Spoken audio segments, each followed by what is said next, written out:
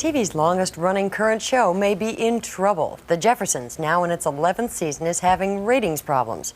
6 weeks ago, in an effort to bolster the show, it was switched from its traditional Sunday spot to Tuesday opposite the high-powered A-Team. But it's getting walloped there. Pat Collins talks with some of the Jefferson stars about rumors of the show's end and happier memories. Well, I'll just say, so long. So long, Edith. Louise, did I ever tell you I love you? Every minute we've spent together. It was 11 years ago when Edith Bunker said goodbye to Louise Jefferson. Louise didn't want to leave Queens, and Isabel Sanford didn't want to leave the Bunkers' highly rated neighborhood. I want to steady. I want to know where my next meal is coming from. So All in the Family was a hit, so I wanted to stay with All in the Family. They could take the Jeffersons and do what they wanted with it. I want to stay with All in the Family. Then Jane called me. She's the casting director. She said, you know, we are going to write out Louise Jefferson and All in the Family, and we'll get someone to play Louise, whether you do it or not. Well, of course, that helped me make up my mind. In no time flat.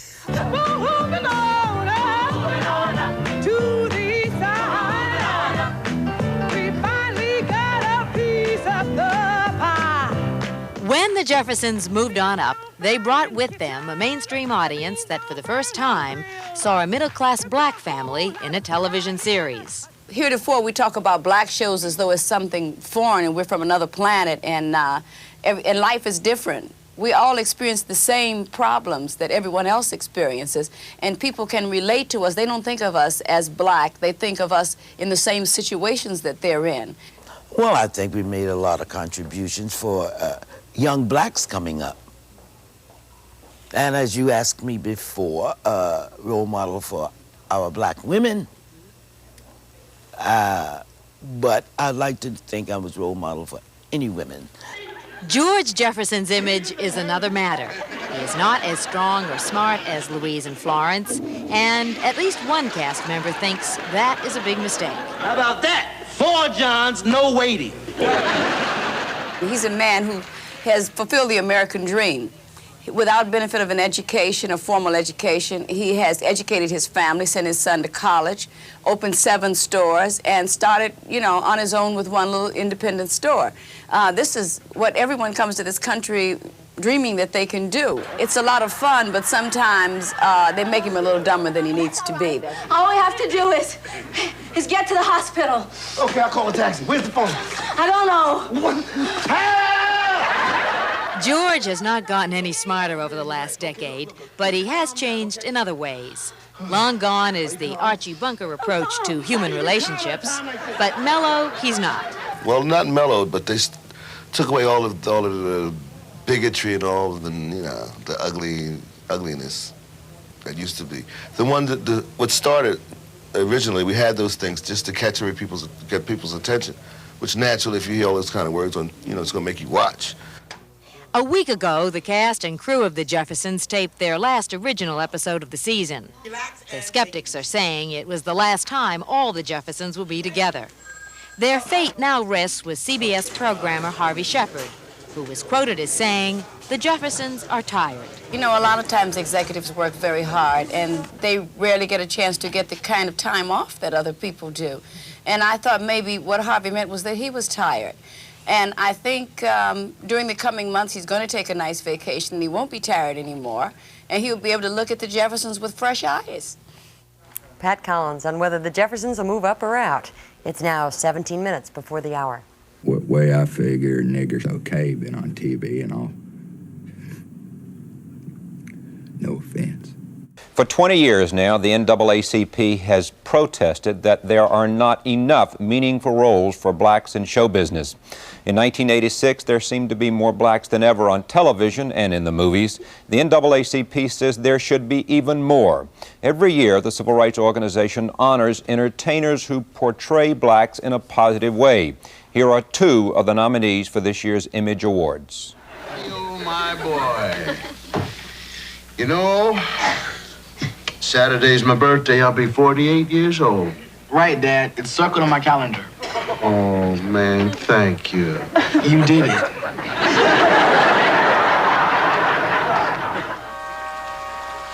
You show is ugly.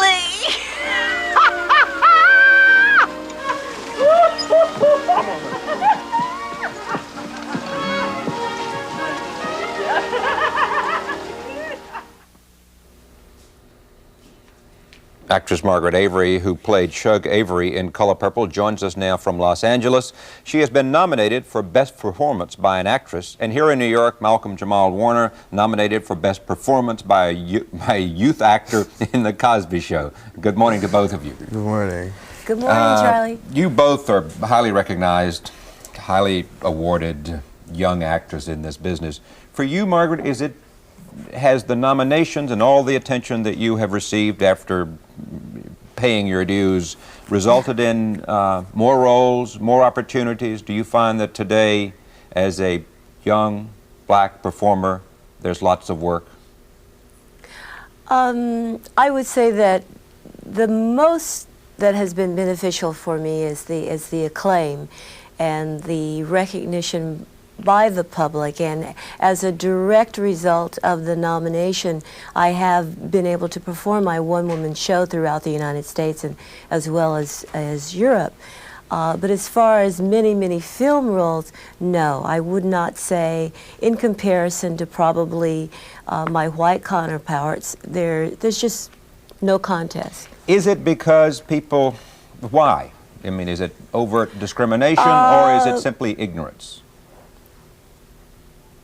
Well, let's put it this way. There was something that I would have loved to have read for. It was a movie of the week by one of the major networks. And my agent said they will not allow the part to be cast black. So I couldn't even get it in to read. And this was after the nomination.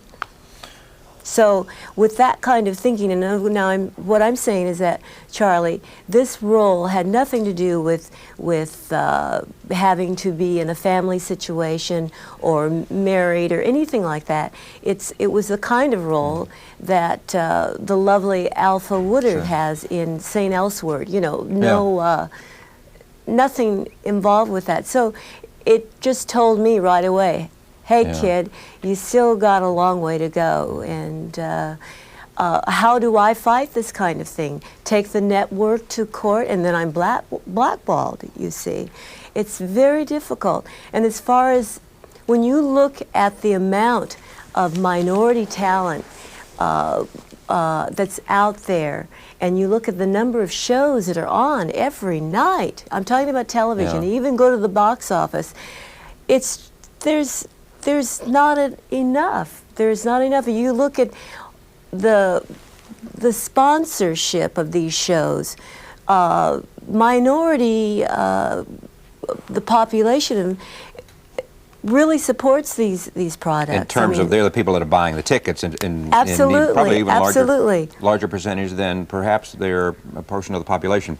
Let me talk about image and the sense of the NAACP award. The Image Award says to honor entertainers through their distinctive work and contributions in the way they portrayed blacks in a positive and meaningful way. Cosby Show has gotten lots of attention for that. Oh, yes. It's wonderful. And you're wonderful, Malcolm. Thank you. Is there a sense there that this broadcast, the most popular television show in America, has to be very careful about the way it portrays blacks in a meaningful and productive way? Yes, because the show is looked upon as like opening doors for more positive black roles. Yeah. The show is very careful with that because it is a black family. Because you have Bill Cosby, you're not going to get a bad portrayal of the black family, of black people. Tell me about the feedback you get in terms of black Americans, how they feel about that issue in terms of this projection on the screen of your character and of Dr. Huxtable. What do they say to you? They say that they love the character. They love that the #1 family in America is in fact a black family. A lot of people come to me and say, yeah, you know, the Cosby Show is doing well and everything, but it's not enough. They're saying there should still be more black actors working. And I think before you get more black actors working, I think you want more quality roles for black actors. How much of the Cosby Show's emphasis on this comes from Bill himself? Of? The emphasis on the way, in other words, as I remember, he insisted that it be Dr. Huxtable, that this character that he portrayed, which America loves, be someone that the community at large would look up to, would admire, would be a role model. Right. Well, but when you look at television, you look at the past, you don't see a black Marcus Welby. You don't really see anyone like that. And I think now is the time for black people to be portrayed positively. In a different kind of roles. Different kind of roles, yeah. You think it's going to happen, Margaret? It's got to. It's got to. But the film industry is way behind the music industry. If you compare the two 20 years ago, the film industry, I don't think, has made anything that the inroads. Because remember, 20 years ago, we had segregated stations. You couldn't even hear black music from one station to the other. It was like one or two stations. Now you can't even tell who's black and who's white. The songwriters are mixed up. It's wonderful. And I guess the best thing you can say about The Cosby Show, beyond the talent of the performers, is the fact that people watch that because in the end it's a story about family. Right. And a colorblind story about family, which is your point, the way you'd like to see your own portrayal simply be viewed as an actress, period. And there's so much love. Yeah. Thank you, Margaret, from Los Angeles. Welcome. Nice to meet you. Thank you, Charlie. Thank you.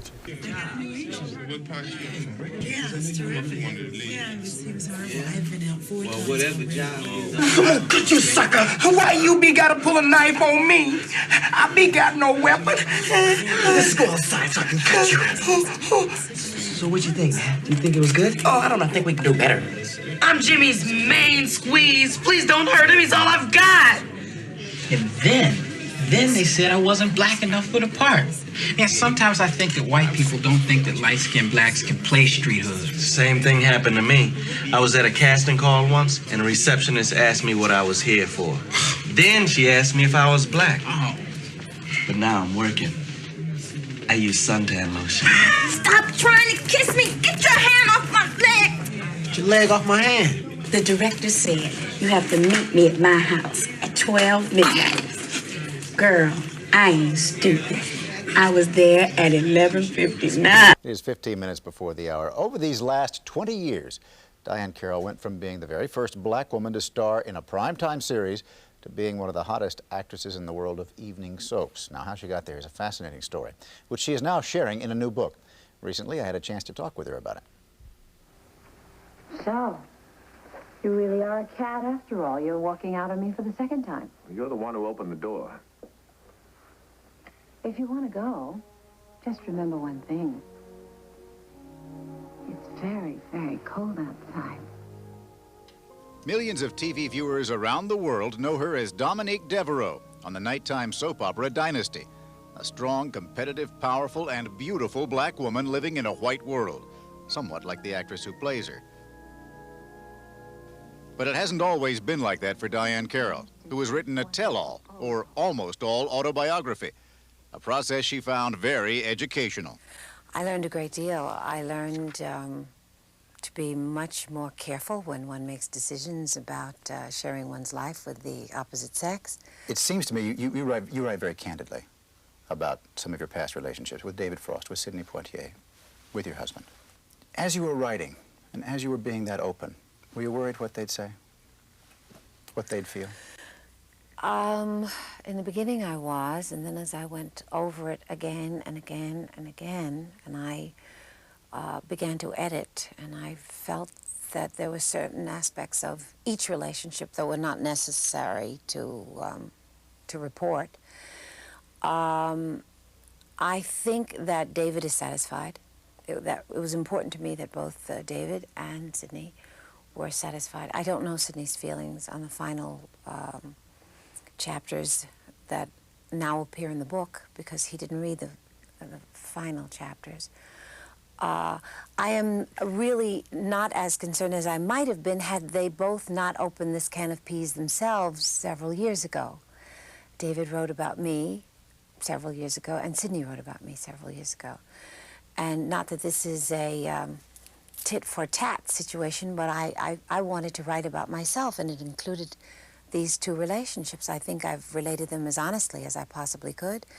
I have tried to keep pettiness out of them. At this particular time in my life, I think it's more of a, let's get it out, let's get it over with. So it was a cathartic experience for you? Very much so, and I wanted to back out of it many times. But I really do believe there's some important information in there, because it spans a period of time from the 50s through the 80s, a woman in business, a black woman in business, a woman dealing with the male structure that is absolutely concrete, and almost never do they allow women to penetrate that situation. At the height of her success, as she tells it in the book, when she was starring in the TV sitcom Julia, her lover of the moment regularly beat her up. The guilt about stepping outside of the circle and creating an image that was not only successful in terms of one's visibility, but it was successful financially. So most men interpret that as immediate competition, immediate, and that one should be punished for doing that, because if you're leading the way and showing others that it can be done, you most assuredly deserve to be punished for that. So it's very complex, this self-hatred, because it has to do with women's feelings about themselves in the workplace, and it also has to do with a black woman feeling she's accomplishing perhaps what her male counterpart is not allowed to accomplish. But times appear to be changing, both for black actresses playing non-stereotypical roles and for a more hopeful Diane Carroll. I think Dominique allows us to be hopeful. I would like to feel that she's accomplishing that we all can relax and we are comfortable watching her operate as unscrupulously and as manipulating as her other characters on the show who are doing that. Isn't it fun? It is a ball. I'm having such a good time, I shouldn't take the check.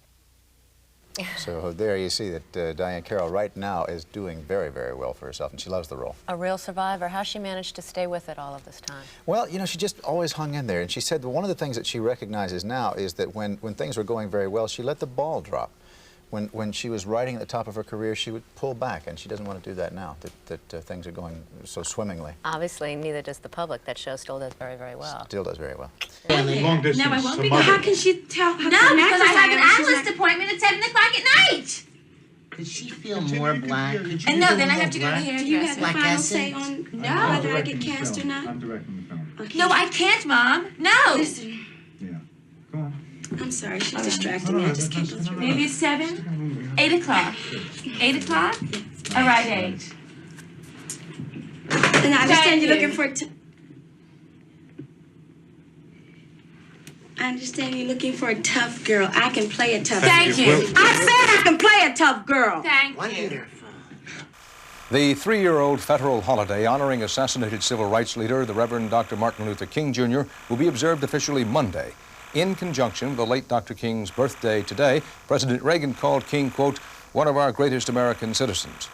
Mr. Reagan's tribute comes a day after the National Urban League's annual report on the state of black America, a report that accuses Mr. Reagan and his aides of, quote, creating a climate in which racism has been allowed to fester and grow, unquote. President Reagan had his spokesman vehemently deny this. CBS News correspondent Mike Wallace is in New York tonight with a look at the dream and the reality of black America. Today, Mike? Dan, Martin Luther King Jr., had he lived, would have been 59 years old today. But he was gunned down 20 years ago in that bitter year, that turbulent year of 1968. And I'm trying to save America. And that's what you are trying to do if you will join this movement. We are trying to save this nation. The murder of Dr. King triggered grief, outrage, violence. And among many young blacks, it spawned a new rhetoric. We stand on the eve of a black revolution, brothers. Masses of our people are in the streets. They're fighting tit for tat, tooth for tooth, an eye for an eye and a life for a life. Young blacks went into the streets, and the men they called pigs, the police, fought back, made arrests. Bobby Seale and the Black Panther Party he helped to found were in the headlines in 1968. We were trying to say that we're going to exercise our democratic human rights, whether the racist, and we would say it this way, the racist pig power structure, whether you like it or not. That's where we were coming from. And for Bobby Seale and other radical blacks from 1968, today's bleak statistics make them wonder what the revolution got them. The rate of black poverty today remains 3 times as high as white poverty. Black infant mortality today nearly double that of whites. For blacks in the inner cities, joblessness and social isolation have grown over a generation's time. White racism has hardened. Hardly a day goes by without reports of acts of racial hatred. Rap Brown, who told us in 1968 that violence was as American as cherry pie, today is Jamil Abdullah Al-Amin and heads an Islamic community in Atlanta. The basic problem with African Americans is that they're so American, and so their fate is tied into the fate of America itself. But the fact is that America itself today is a country in which the #1 television show is Bill Cosby's. A black man is a powerful force in the presidential campaign. It's an America in which many of our cities have black mayors. There are many blacks on university faculties, among them Professor Amiri Baraka, who first achieved recognition as playwright Leroy Jones. Here we are in 1988. Right. You're prospering. You're black. Prospering, I think, is overstating it by many, many, many, many moons. Fulfilled. Well, no. See, ultimately, my fulfillment can only come with the complete liberation of the African American people. Liberation for Baraka means mostly jobs, economic opportunity. And it is plain that black liberation in those terms has not yet arrived. Well, I would say 1968 was difficult, but I would change difficult to grim in 1988. Half a century ago, Dan, in his second inaugural speech, Franklin Roosevelt said, "I see 1/3 of a nation ill-housed, ill-clad, ill-nourished." He was speaking of all Americans, white and black. Today, half a century later, 1/3 of all blacks remain below the poverty line. It is a stunning figure, Dan. Run, boy, the battery will get you. Run, boy, run, the song won't play. What you gonna do? What you gonna do? What you gonna do when we find you? What you gonna do? What you gonna do? What you gonna do when we find you? Run, boy, run, the battery will get you. Run, boy, run, you better get away. Run, boy, run, the battery will get you. Run, boy, run, the song won't play. What you gonna do? What you gonna do? What you gonna do when we find you? What you gonna do? What you gonna do? What you gonna do when we find you? Run away. Runaway tonight at 10:30. I wanna love him. You look mighty thirsty, my friend. Care for some corn? You ain't allowed to have that. That's right. But all the white folks looking the other way. I'm Mr. Lamont Driver. If I say it's fine, it's fine. Oh, no. I wanna love him. Fine, have another one. What if he hurts me? Oh, no. Sure, go down easy. You can have more all you want, but we better step up the line. Oh, no.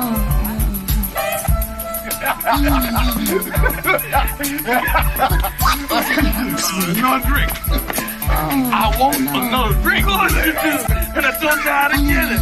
But now, do just like I said. What if he hurts me? Oh, no. I wanna love him. But what if he hurts me? Where you going, boy? What's wrong with him? I wanna love him. Get out my way. Leave me alone. I'm gonna give you some more now. I'm as good as any man can. And I want me another drink. Brian, my God, what happened? Brian, please get out of here. No, just leave me alone. Brian, get your cabin. You'll regret this. Sorry, sir. He done got away from us. Get your cabin. What kind of punishment is that? I know what you do, man. Resolute. Oh, no. You're right, Justin. Brian has dishonored this house, insulted my guests. Mr. Jones? Yes, sir. Get him out of here! Make sure he receives a proper punishment.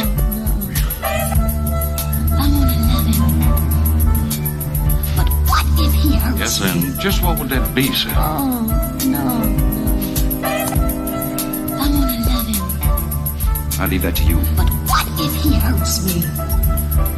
Yes, sir.